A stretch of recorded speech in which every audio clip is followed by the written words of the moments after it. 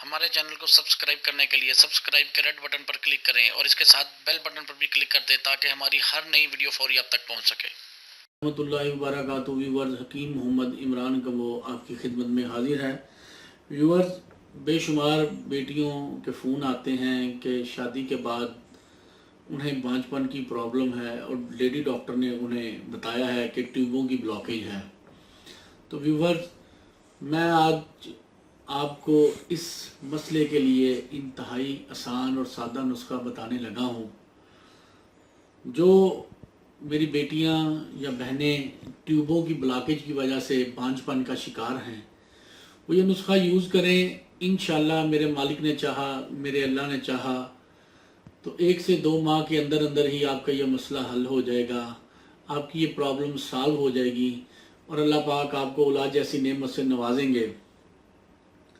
लेकिन हम जो हमारे व्यूअर्स हैं, मुझे थोड़ा उनसे गिला ये है कि वो इस तरह के नुस्खा जात को आम नहीं करते, ना ही व्यूज़ करते हैं। व्यूअर्स, असल में ये नुस्खा जात देखने वाले होते हैं।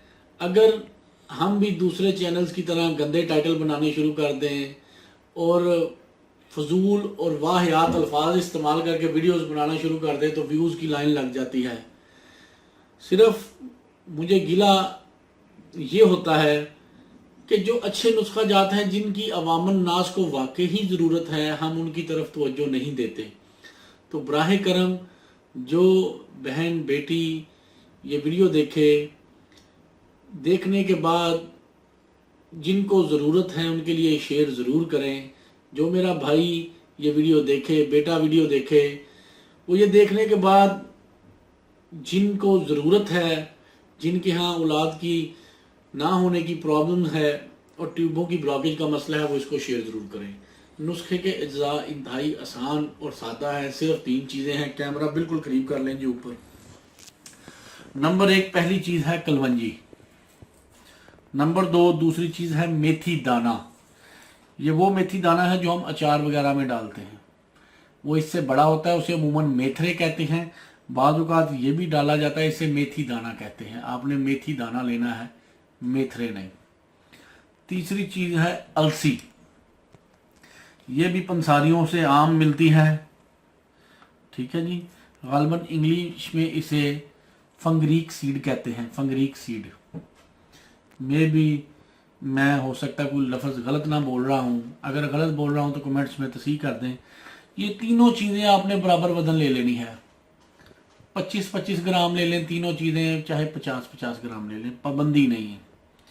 तीनों चीज़ें बराबर वजन लेके इन्हें आपने कूट लेना है या ग्राइंडर में पीस लेना है। पीसने के बाद किसी बोतल में आप संभाल लें।